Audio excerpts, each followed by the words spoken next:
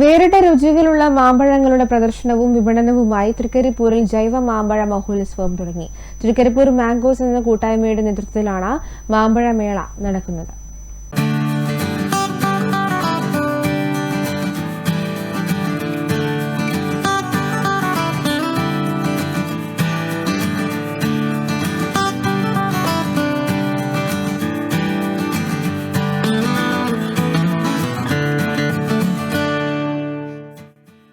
മാമ്പഴക്കൂട്ടത്തിൽ മൽഗോവയാണ് പേരുകേട്ടതെന്ന് ചലച്ചിത്രഗാനം സാക്ഷ്യപ്പെടുത്തുമെങ്കിലും മധുരവും ത്രിമധുരവും ഇരട്ടി മധുരവുമൊക്കെയായി നാവിൽ രുചിയേറുന്ന 18 ഇനം മാമ്പഴങ്ങളാണ് തൃക്കരിപ്പൂരിലെ മാമ്പഴ മഹോത്സവത്തിലുള്ളത്.